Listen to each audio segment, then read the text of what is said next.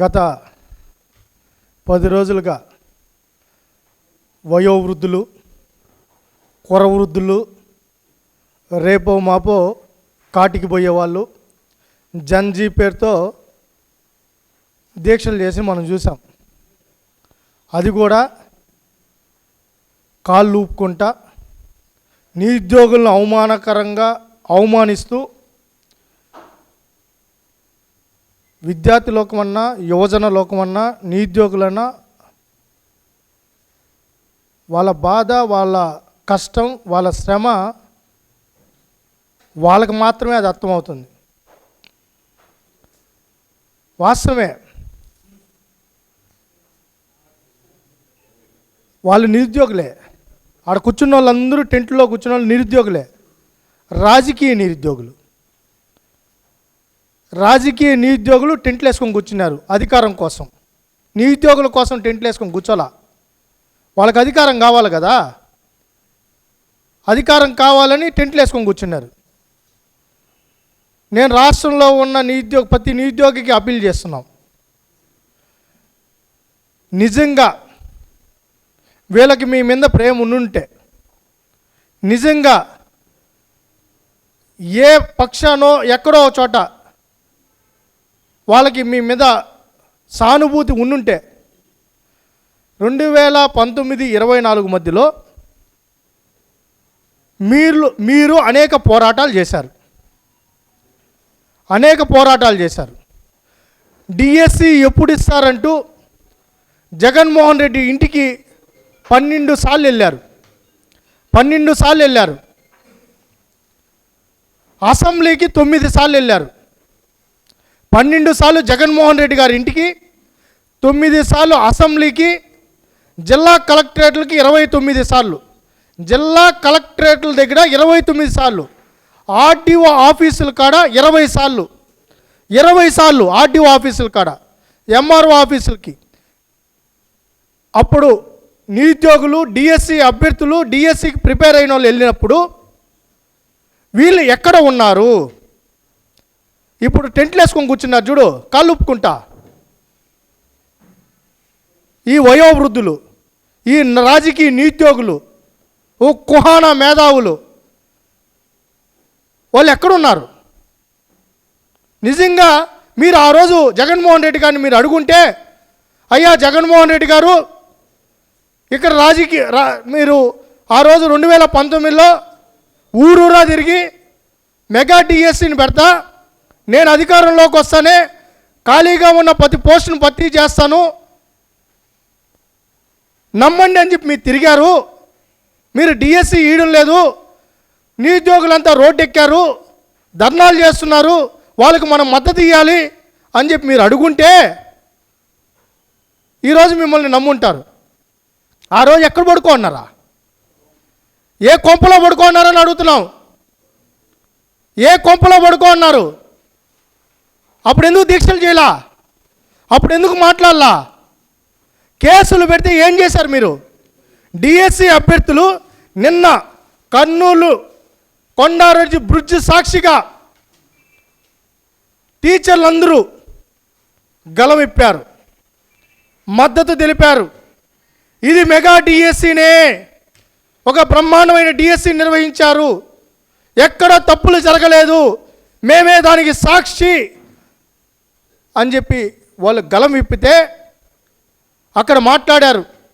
మా మీద ఆ రోజు మీరు కేసులు పెట్టారే, ఆ రోజు ఈరోజు ఇక్కడున్న ఎవరైతే టెంట్లు వేసుకున్న వాళ్ళు ఎందుకు మాట్లాడటం లేదని అడిగారు. దాని మీద ఇంకా ఎందుకు స్పందించలేదని అడుగుతున్నాం. దాని మీద ఎందుకు స్పందించడం లేదు? టీచర్ ఉద్యోగాలే ఖాళీగా లేవని అసెంబ్లీ సాక్షిగా బొత్స సత్యనారాయణ గారు మాట్లాడినప్పుడు ఈ జన్ అని చెప్పుకుంటున్న కురవృద్ధులు, జన్ జడ్లో జన్ జీలో ఏందో మాకు అర్థం కాల. దానికి ఏం పేరు పెట్టాలో కూడా మాకు అర్థం కాల. ఇంకొత్త పేరు పెట్టాలి వీళ్ళకి. డాన్సర్లు వీళ్ళు. బహుశా వీళ్ళని చూసినప్పుడు నవ్వాలో ఏడవాలో కూడా అర్థం కాల రాష్ట్రంలో ఉన్న ప్రజలకి. ఆ టెంట్లు కాకి పోవాలంటే అసహ్యంగా ఉంది జనాలకి. ఆ కుహానా మేధావులు దాని మీద ఇంతవరకు స్పందించాల. మరి డిఎస్సి ప్రిపేర్ అవుతున్న అభ్యర్థుల మీద గత ప్రభుత్వంలో కేసులు ఎందుకు పెట్టారు? బొత్స సత్యనారాయణ గారు అసెంబ్లీ సాక్షిగా టీచర్ పోస్టులు ఖాళీగా లేవని చెప్పినప్పుడు ఈ మేధావులు అని చెప్పుకుంటున్న నిరుద్యోగుల పక్షాన అని చెప్పుకుంటున్న వీళ్ళెందుకు ఆ రోజు స్పందించలేదు, మాట్లాడలేదు? ఓడిపోతే గుర్తొస్తారు వీళ్ళకి నిరుద్యోగులు, యువత. గెలిచినప్పుడు గుర్తురారు వీళ్ళకి, పోరాటాలు చేసినప్పుడు గుర్తురారు, ఇప్పుడు గుర్తొస్తారు. ఇదే వాళ్ళు వేసుకున్న టెంట్ ఉంది కదా తిరుపతిలో, ఓల్డ్ మున్సిపల్ ఆఫీస్ కాడ 18 రోజులు ఎస్ఎఫ్ఐ, ఏఐఎస్ఎఫ్, ఏబీఈపీ, అఖిలపక్ష విద్యార్థి యువజన సంఘాలు రోజుకొక వినూత్న కార్యక్రమాలు చేశారు డిఎస్సి మీద. ఆ రోజు ఎందుకు మద్దతు తెలపలేదు అని అడుగుతున్నా. ఇదే తిరుపతిలో వీళ్ళు టెంట్ వేసుకున్న ప్లేస్లోనే ఇక్కడే ఉన్నారు విద్యార్థి నాయకులు. వీళ్ళు కూడా ఆ రోజు దీక్ష చేశారు, కేసులు అయ్యాయి. ఆ రోజు కూడా ఈస్ట్లో 2 కేసులు, అలిపిల్లో 2 కేసులు, యూనివర్సిటీ పోలీస్ స్టేషన్లో 7 కేసులు పెట్టింది వాస్తవా కాదా అని అడుగుతున్నా. తిరుచానూరు స్టేషన్లో కూడా పెట్టారు, కలెక్టరేట్కి వెళ్ళారని నిరుద్యోగుల మీద. అసెంబ్లీకి వెళ్ళారని చెప్పి అక్కడ కేసులు పెట్టారు. జగన్మోహన్ రెడ్డి గారు ఇంటికి వెళ్ళారని తాడేపల్లి పోలీస్ స్టేషన్లో కేసులు పెట్టింది వాస్తవా కాదని అడుగుతున్నా. నిరుద్యోగుల మీద కేసులు పెట్టిన వీళ్ళు నిరుద్యోగుల పక్షాన పోరాటం చేస్తున్నారంట. నిరుద్యోగులకు వెన్నుపోటు పొడిచిన వీళ్ళు ఈరోజు డిఎస్సి మీద మాట్లాడుతున్నారు.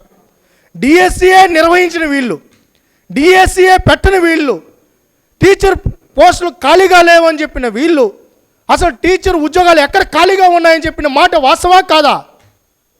మళ్ళీ వీళ్ళు డిఎస్సి గురించి మాట్లాడుతున్నారు. ఇంకొక మాట, జగన్మోహన్ రెడ్డి గారు కొంతమందితో అభ్యర్థులతో మాట్లాడుతూ ఏం మాట్లాడారు మీరు విన్నారా? మనం వేసిన పాత కేసుల్లాగా కాకుండా కొత్తగా లాయర్లు పెట్టి వేయండి అన్నారు. ఏది డిఎస్సి నోటిఫికేషన్ ఇచ్చినప్పుడు వీళ్ళు కేసులు వేశారు, 241 కేసులు. హైకోర్టులో, సుప్రీంకోర్టులో కోర్టులు ఖర్చు పెట్టారు డిఎస్సి నిర్వహించకూడదని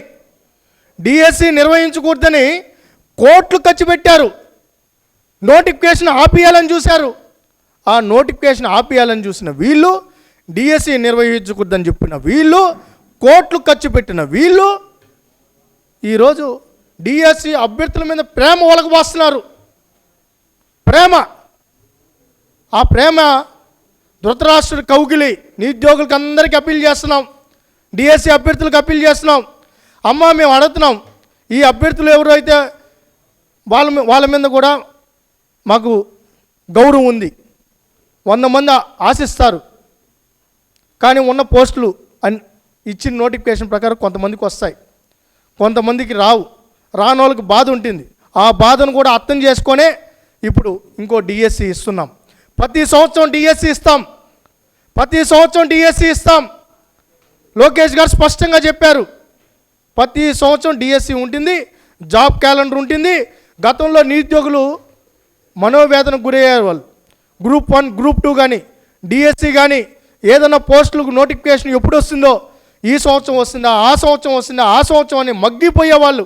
కోచింగ్ సెంటర్లు కూడా వేలు ఖర్చు పెట్టి పుస్తలతో కూడా తనఖా పెట్టిన రోజులు ఉన్నాయి. కానీ ఈరోజు ఆ పరిస్థితి లేదు. గుండె మీద చేసుకొని గ్రూప్ 1 ఈ నెలలో నోటిఫికేషన్ వస్తుంది, ఎగ్జామ్ ఈ నెలలో ఉంటుంది. డిఎస్సి నోటిఫికేషన్ ఏ నెలలో వస్తుందో, ఏ నెలలో నోటిఫికేషను ఎగ్జామ్ ఉంటుందో స్పష్టంగా క్యాలెండర్లోనే డేట్తో కూడా ఇవ్వడం జరిగింది. ఇంత స్పష్టంగా ఈరోజు నిరుద్యోగుల కోసం ఆలోచిస్తున్న ప్రభుత్వం కూటమి ప్రభుత్వం. ఒక పద్ధతి ప్రకారం చేస్తున్నాం. ఇప్పుడు అప్పీల్ చేస్తున్నాం నిరుద్యోగుల్ని, మిమ్మల్ని వాడుకోవాలని చూస్తున్నారు, మిమ్మల్ని రెచ్చగొట్టాలని చూస్తున్నారు. నేను అడుగుతున్న సూటిగా, డిఎస్సియే నిర్వహించకూడదనుకున్న వీళ్ళు మీ మీద ప్రేమ ఎందుకు ఒలగబోస్తున్నారు? సూటిగా అడుగుతున్నా. మీకు డిఎస్సీ నిర్వహించకూడదు అనుకున్న వాళ్ళు ఇప్పుడు డిఎస్సీ అభ్యర్థుల పక్షాన మాట్లాడుతున్నారు. మరి ఎందుకు ఆ రోజు నిర్వహించకూడదని కేసులు వేశారని మీరు ఎందుకు అడగడం లేదని అడుగుతున్నా. మీరు అడగండి, కేసులు ఎందుకు వేశారు జగన్మోహన్ రెడ్డి గారు అని అడగాలి. నిరుద్యోగ యువత ప్రశ్నించాలి. నిన్న టీచర్లు ప్రశ్నించారు, నిరుద్యోగులు కూడా ప్రశ్నించాలి. ఇప్పుడు వచ్చే డిఎస్సి మీద అప్పుడే కేసులు రెడీ చేస్తున్నారంట. జాబ్ క్యాలెండర్ మీద కేసులు రెడీ చేస్తున్నారు. కోర్టుకు వెళ్ళాలని, జాబ్ క్యాలెండర్ను అడ్డుకోవాలని, పోలీస్ శాఖ రిక్రూట్మెంట్ అడ్డుకోవాలని, ఇప్పుడు వచ్చే 26 డిఎస్సిని అడ్డుకోవాలని కోర్టుకు అప్పుడే పిటిషన్లు ప్రిపేర్ చేస్తున్నారు. యూనివర్సిటీ పోస్టుల మీద పిటిషన్లు ప్రిపేర్ చేసి కోర్టులో వేశారు. కోర్టు మొటిక్కాయలు వేస్తా ఉన్నా వీళ్ళకి సిగ్గు రావడంలా. పర్వతనేని చంద్రశేఖర్ రెడ్డి అంట, ఆయన ఎమ్మెల్సీ అంట, కోర్టుకు వెళ్తున్నాడు, చివాట్లు పెట్టించుకుంటున్నాడు, మళ్ళీ వస్తున్నాడు, మళ్ళీ ఒక పిల్లి వేస్తున్నాడు. మేము అడుగుతున్నాం, సిబిఐ ఎంక్వైరీ కావాలా మీకు? CBI enquiry. సిబిఐ మీద వీళ్ళకి ఇప్పుడు ప్రేమ వచ్చింది. సిబిఐని వీళ్ళు ఇప్పుడు నమ్ముతున్నారు. నేను అడుగుతున్నా, సిబిఐ మీద నిన్న సునీతమ్మ మీ చెల్లి వివేకానంద రెడ్డి గారి కుమార్తె మీ పార్టీ అధికారంలోకి రావడానికి ప్రధాన హత్య, ఆయన శవాన్ని అడ్డం పెట్టుకొని, ఆయనకు భౌతిక దేహాన్ని అడ్డం పెట్టుకొని మీరు అధికారంలోకి వచ్చారు. 5 ఏళ్ళు ఎంజాయ్ చేశారు. నిన్న రాష్ట్రపతి గారికి లేఖ రాసింది సిబిఐని తొందరగా చర్యలు తీసుకోవాలని. ఇదే సిబిఐ అవినాష్ రెడ్డి గారికి మీదకి వస్తే, ఆయన ప్రధాన ముద్దాయని తెలుసుకొని వస్తే సిబిఐ మీద కేసులు పెట్టింది మీరు. ఈరోజు సిబిఐ కావాలంట వీళ్ళకి. సిబిఐ రావాలంట. యాడికి రావాలా? వస్తే కర్నూలులో కేసులు ఎందుకు పెట్టారయ్యా మీరు? కేసులు ఎందుకు పెట్టారు అని అడుగుతున్నాం. సిబిఐ మీద సిబిఐని ఎందుకు అడ్డుకున్నారని అడుగుతున్నాం. ఈరోజు సిబిఐ గుర్తొచ్చింది వీళ్ళకి.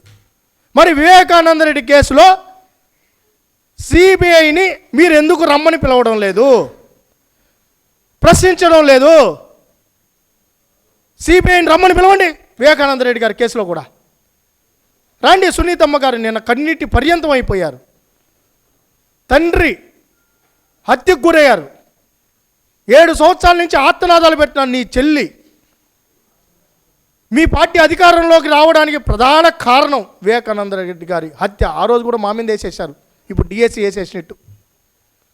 నారాసుర రక్త చరిత్ర మీరే వేసేసేది, మా మీద వేసేసేది.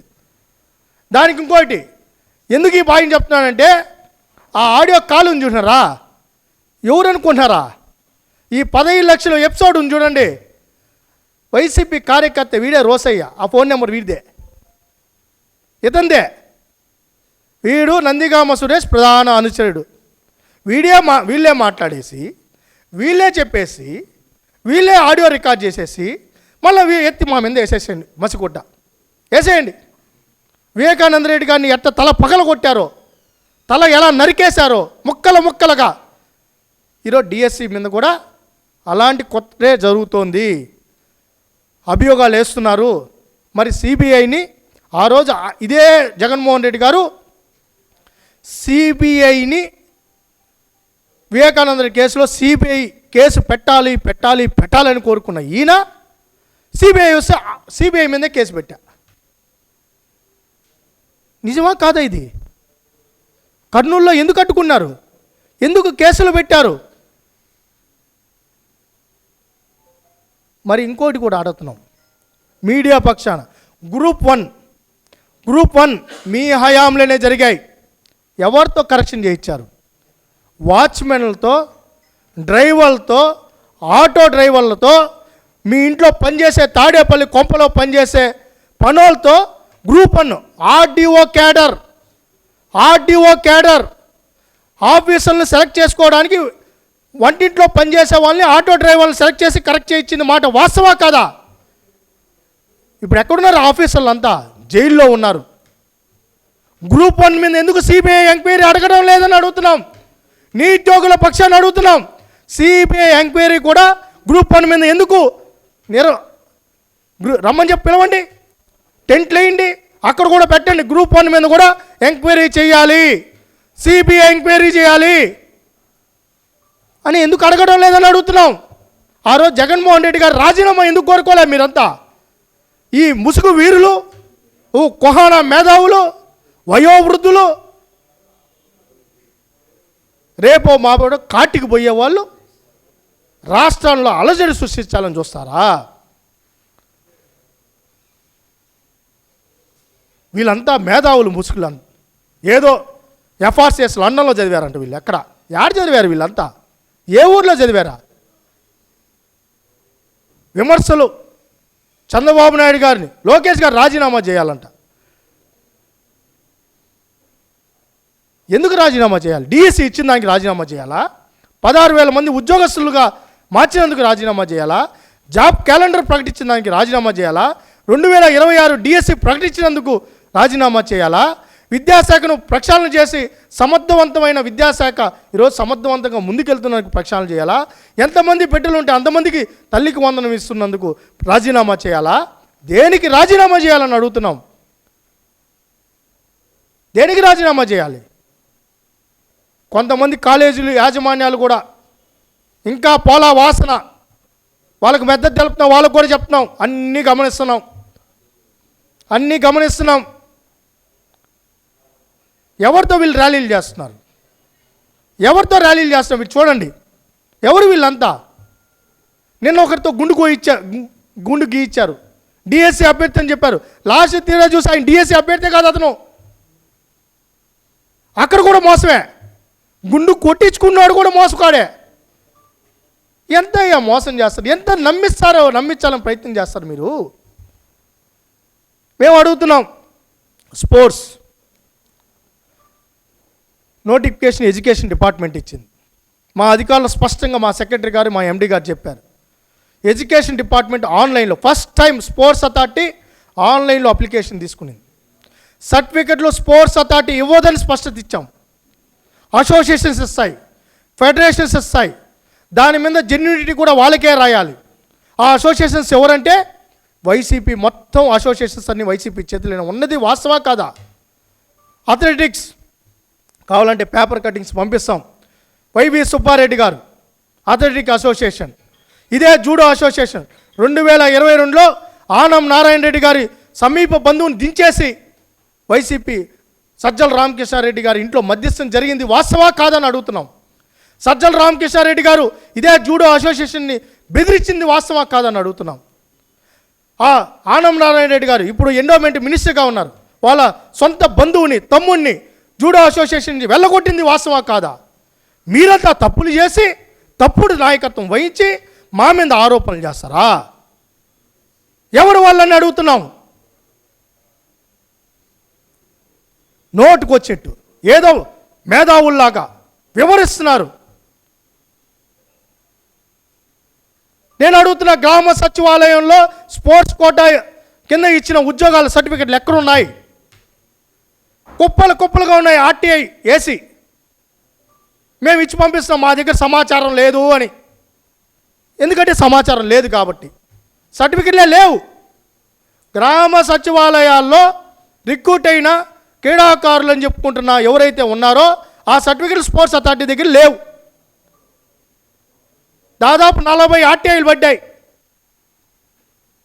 లేవు. ఈరోజు ట్రాన్స్పరెన్సీ ఉంది. తప్పు చేయలేదు కాబట్టి ఆన్లైన్లో సర్టిఫికెట్లు పెట్టాం. మరి గ్రామ సచివాలయాల ఉద్యోగాలకు సంబంధించిన సర్టిఫికెట్లు ఆన్లైన్లో అప్పుడున్న రోజాగా ఉన్న మంత్రి ఎందుకు పెట్టలేదని అడుగుతున్నాం. స్పోర్ట్స్ మినిస్టర్గా ఆమె కదా ఉండింది, మరి పెట్టిందా అని అడుగుతున్నాం. మేము సవాలు విసురుతున్నాం. గ్రామ సచివాలయాల్లో ఉద్యోగాలు ఇచ్చిన లిస్ట్ ఎక్కడుంది? మెరిట్ లిస్ట్ ఎక్కడుంది? ఏ క్రీడలో ఆడారు? ఏ సర్టిఫికెట్తో ఉద్యోగం వచ్చిందో బయట పెట్టే దమ్ము ధైర్యం మీకుందా అని అడుగుతున్నాం. 2022 నుంచి అసోసియేషన్ కోర్టులో ఫైట్ చేస్తుంటే విజిలెన్స్కి రాస్తే మీరేం చేశారని అడిగాం. గ్రామ సచివాలయ లిస్ట్ అడిగారు. ఇలా 2019-24 మధ్యలో క్రీడా కోటా కింద వచ్చిన ఎవరైతే ఉద్యోగస్తులు లిస్టే లేదు. వీళ్ళే ఇచ్చి పంచుకున్నారు. ఎవరు తీసుకొని వచ్చారు? ఫ్యాక్షన్ సంస్కృతి ఎవరు తీసుకొని వచ్చారు? వీళ్ళంతా ఎవరని అడుగుతున్నాం. ఇప్పుడు ఏదో కొత్త మాట అంట, గుంటూరు జిల్లా రౌడీజం. గుంటూరు జిల్లాలో ఏం రౌడీజం నాకైతే తెలియదు. కడపలో రౌడీజం ఉండింది. గుంటూరు జిల్లాలో ఎక్కడ రౌడీజం ఉండింది? కడపలోనే కదా రౌడీజం ఉండింది. కడపలో రౌడీజం ఉండింది, గోండాయిజం ఉండింది. వాళ్ళని ఫ్యాక్షనిస్ట్ అంటాను. గుంటూరు ఫ్యాక్షనిస్ట్ అని ఎక్కడ నన్నారా? నేను అడుగుతున్నా. బాధేస్తుంది. ఒక సమర్థవంతమైన నాయకుడు వస్తే ఆయన మీద దాడి చేస్తున్నారు. ఏంటి వీళ్ళు ప్రశ్నించకూడదు, వదిలేయాలి. వీళ్ళు ఆడిందే ఆట, పాడిందే పాట అయిపోవాలనుకున్నా. అది అంతా జరగదు, అయిపోయింది. తిప్పికొట్టే రోజులు వచ్చాయి. రోజు పెరుగన్నం తిని పడుకోవాలి.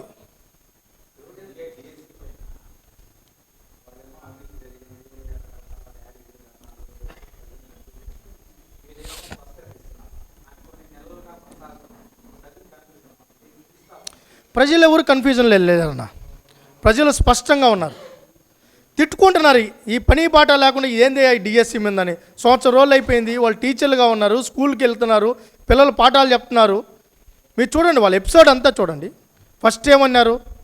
కోర్టులో కేసులు వేశారు. అవన్నీ విరిగిపోయినాయి.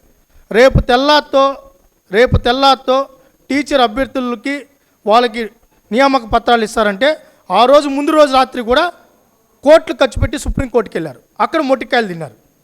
మేము ఇన్వాల్వ్ కాము, మంచి జరుగుతుంటే మీకేం బుద్ధి లేదా అని తిట్టి పంపించారు. అయిపోయింది. సంవత్సరం రోజులు నిద్రపోయినారు. టక్కని మేలుకొని ఏమైందని జగన్మోహన్ రెడ్డి అడగతానే ఇప్పుడు మళ్ళీ మొదలుపెట్టారు డిఎస్సి మీద మొదలుపెట్టి ఏం ఒరగబెట్టారని అడుగుతున్నాం. ప్రజలు స్పష్టత ఉంది. ఉద్యోగం వచ్చేవాడు అక్కడే ఉన్నాడు, ఎగ్జామ్ రాసిన వాళ్ళు అక్కడే ఉన్నారు, వాళ్ళ పని వాళ్ళు చేసుకుంటున్నారు. మీకేంటి నొప్పి అని అడుగుతున్నాం. మీకేంటి నొప్పి? వాళ్ళకు కూడా స్పష్టత ఉంది, వాళ్ళకు కూడా బాధే. మొన్న కొంతమంది కూర్చొని ఏంద్రా ఈ కర్మ, వాళ్ళు టీచర్ వాళ్ళు వెళ్ళిపోయినారు, వాళ్ళు ఉద్యోగాలు చేసుకున్నారు, నిద్ర లేచి డిఎస్సి మీద చేయండి. యాడ్ చేసేది మేము డిఎస్సి మీద. తిట్టుకుంటున్నాను మమ్మల్ని రోడ్డు మీద, మోస్తున్నారు మమ్మల్ని. బుద్ధి లేదా వీళ్ళకి? పని బాట లేదా? ఇంకా ఏదైనా ఉంటే చెప్పండి, ఇంకో డిఎస్సి ఇవ్వమని చెప్పండి, ఇంకొన్ని ఉద్యోగాలు భర్తీ చేయమని చెప్పండి. అది పద్ధతి. ఏంది ఇదంతా?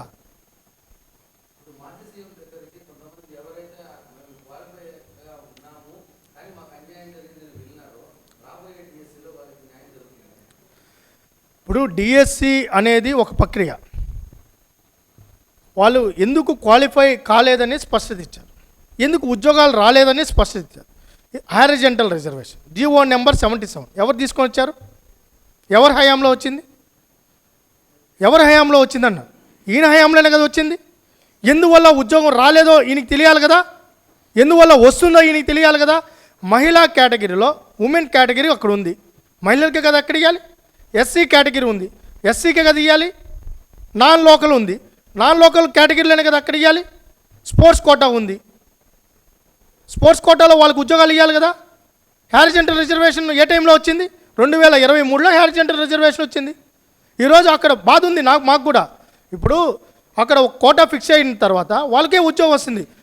అక్కడ మెరిట్ ఉన్నప్పటికీ అది ఆల్రెడీ రిజర్వ్డ్ అయిపోయిన టీచర్ పోస్ట్ వాళ్ళకే వస్తుంది. అక్కడ అది స్పష్టత ఉంది. బహుశా వీళ్ళకి హారిజంటల్ రిజర్వేషన్ మీద ఇచ్చిన వాళ్ళకే అవగాహన లేదు. ఓపెన్ కేటగిరీలో లేకపోతే రిజర్వ్డ్ కేటగిరీ ఎవరికి వస్తుంది అది కూడా తెలియదు. ఒకవేళ తప్పు జరిగింది ఎవరి మీద కోర్టుకు వెళ్ళాలి? తప్పు చేసినవాడి మీద కోర్టుకు వెళ్ళాలి. ఎవరు వెళ్తారు? బాధితుడు వెళ్తాడు. వీళ్ళకేం పని బాట లేదు. వీళ్ళకేం పని? నేను అడుగుతున్నాను, వీళ్ళకేం పని బాట లేదా? వీళ్ళకే బాధితుడు కదా కోర్టుకు వెళ్ళాలి.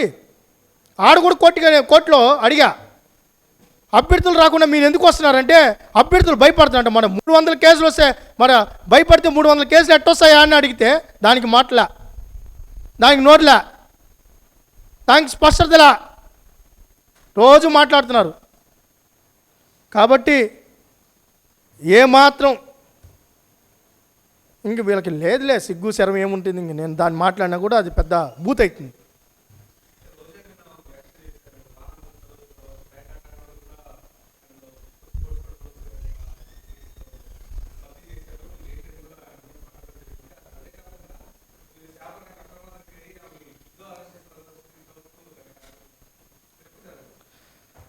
రోజా స్పోర్ట్స్ మినిస్టర్ కదా, చేసింది కదా.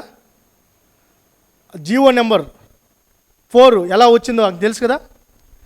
నేను సవాల్ ఇస్తున్నా, నేను బహిరంగ చర్చకు సవాల్. రోజాని రమ్మని చెప్పండి, నేను వస్తా. మళ్ళా ఎవరో అంటే నేను కుదరదు. రోజాని రమ్మని చెప్పండి. పేకాట ఆడినోడికి ఉద్యోగం వచ్చుంటే అక్కడే ముక్కు రోడ్డు మీద గీసుకుంటా. పేకాట ఆడినోడికి అంటే బ్రిడ్జ్ గేమ్ బాధేస్తున్నా. ఆ మాట చెప్పాలంటే కూడా నాకు బాధేస్తాను. బ్రిడ్జ్ గేమ్ అని ఏదైతే వీళ్ళు చెప్తున్నారో ఆ బ్రిడ్జ్ గేమ్ని మేము రికగ్నైజ్ చేయాల. ఆ బ్రిడ్జ్ గేమ్ని రికగ్నైజ్ చేసింది government of India, MYAS minister of sports authority. అది ఏషియన్ గేమ్ క్రీడ కాబట్టి వాళ్ళు రికగ్నైజ్ చేశారు. స్పోర్ట్స్ కోడ్ ప్రకారం, స్పోర్ట్స్ పాలసీ ప్రకారం, కేంద్ర ప్రభుత్వంలో ఏదైతే నిబంధనల ప్రకారం అక్కడున్న క్రీడలు ఇక్కడ మేము ఇవ్వాలి. ఇచ్చిన ప్రకారం దాన్ని కూడా బి కేటగిరీలో పెట్టాం. బి కేటగిరీలో పెట్టాం. అసోసియేషనే లేదు ఇక్కడ. అసోసియేషనే ఈ రాష్ట్రంలో లేదు. ఆడినోళ్ళు లేడు, ఆడించడం లేదు, ఉద్యోగమే లేదు.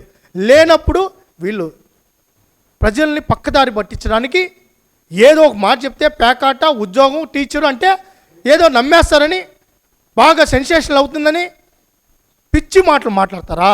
నేను సవాల్ ఇస్తున్నా. నువ్వు స్పోర్ట్స్ మినిస్టర్గా చేసావు కదా, మరి రా, అన్నిటి మీద చర్చిద్దాం. నీ హయాంలో ఇచ్చిన ఉద్యోగాల మీద, మా హయాంలో ఇచ్చిన ఉద్యోగాల మీద, మీ హయాంలో ఏ శాఖలో ఏం చేశారో, ఏం పడ్డారో ఆడదాం, ఆంధ్ర మీద కూడా చర్చిద్దాం. అన్నిటి మీద చర్చిద్దాం. గ్రామ సచివాలయాల మీద చర్చిద్దాం. రా, డేటా ఎత్తుకొని రా. ఎక్కడ టీచరు పేకాట అన్నోడికి టీచర్కి ఉద్యోగం ఇచ్చారు రాని చర్చిద్దాం. ఊరికే మైకులు పెట్టే మాట్లాడేస్తే ఏదంటే అది మీడియాలోకి వెళ్ళిపోతే జనాలు నమ్మేస్తారు అనుకుంటే నమ్ముతారా? పిచ్చి మాటలు, పిచ్చి ప్రేరణ. నేను సవాల్ ఇస్తున్నా. పేకాట ఆడినోడు ఉద్యోగం వచ్చిందని తీసుకొని రా, చెప్పమని, నిరూపించమనండి. అక్కడే ముక్కు రోడ్డు మీద గీసుకుంటా. మరి ఆమె గీసుకుంటుందా? క్షమాపణ చెప్తుందా? లోకేష్ గారికి క్షమాపణ చెప్తున్నా అని అడుగుతున్నా. ముఖ్యమంత్రికి క్షమాపణ చెప్తున్నా అని అడుగుతున్నా. ఫస్ట్ ఏం చెప్పారు? సర్టిఫికెట్లే లేకుండా ఉద్యోగాలు ఇచ్చారు. లేదు, సర్టిఫికెట్లు ఉన్నాయి చూసుకోండి అన్నాం. అవి ఫేక్ సర్టిఫికెట్లు అన్నారు. అయ్యా ఆ సర్టిఫికెట్లు మేము ఇవ్వు అన్నాం. మళ్ళీ ఏమన్నారు? అసోసియేషన్ తెలుగుదేశం నాయకులు ఉన్నారు అన్నారు. అయ్యా మా వాళ్ళు లేరు, మీ వాళ్ళే ఉన్నారు అని చెప్పాం. దాని తర్వాత ఏమన్నారు? బ్రిడ్జ్ గేమ్ పేకాట ఆడిన వాళ్ళకి అన్నారు. అయ్యా మేము ఇవ్వలేదంటే ముందే చెప్పాలి కదా అన్నారు. ముందే చెప్పాలి కదంట. ఏది వీళ్ళు పేకాట ఆడిన వాళ్ళకి ఉద్యోగాలు ఇచ్చారని వీళ్ళు మాట్లాడతారని మీకు కలగని జగన్మోహన్ రెడ్డి గారు చూసుకుంటా చూడు పక్కన. మాకు అట్లా రావే ఎవరు మాకు కళ్ళకి, మాకు రానప్పుడు మేమేం చేసేది? ఈ పక్క ఆ పక్క మాకు వల్ల చూసినా మాకు ఎవరు కనపడరే, చెప్పరే. మరి వీళ్ళకైనా వచ్చారు, మేము ముందే ఊహించుకొని చెప్పాలంట. దాని తర్వాత ఏం చెప్పారు? ఆన్లైన్లో లేదు, పోయా ఉంది చూసుకోండి అంటే ఇప్పుడు కొత్తగా సర్టిఫికెట్లు ఏదో అసోసియేషన్. మరి అసోసియేషన్ మీద కేసు వేయండి అంటున్నాం. ఆ అసోసియేషన్ మీద కేసు వేయండి, చర్యలు తీసుకునే దానికి సిద్ధంగా ఉన్నాం. ఏంటి మీకు దమ్ముంటే అసోసియేషన్ మీద కేసు వేయండి, వాళ్ళు కూడా మీ వాళ్ళే. బురద మాకు, మేము తుడుచుకుంటా కూర్చోవాలి. ఖాళీగా కూర్చోన్నారు, పని బాట లేదు. అభివృద్ధి జరుగుతూ ఉంటే అడ్డంకులు, కంపెనీలు వస్తూ ఉంటే కేసులు. భోగాపురం మీద కేసేసా, గూగుల్ మీద కేసేసా, అన్నిటి మీద కేసులే. ఉద్యోగాలు రాకూడదు, ఉపాధి రాకూడదు, పరిశ్రమలు రాకూడదు, పెట్టుబడి రాకూడదు. నిన్న అప్పుడే బిఆర్ నాయుడు ఇంకొత్త చైర్మన్ ఎవరు అంటే ఏమంత కోపం బిఆర్ నాయుడు గారి మీద నాకు అర్థం కాల. కొత్త చైర్మన్ వీళ్ళకి మాకు లేని ఇంట్రెస్ట్ వీళ్ళకేందో మాకు అర్థం కాల. కాబట్టి వీళ్ళ నాటకాలన్నీ ప్రజలకు తెలుసు, నిరుద్యోగులను కూడా అర్థం చేసుకోమని కోరుకుంటున్నా.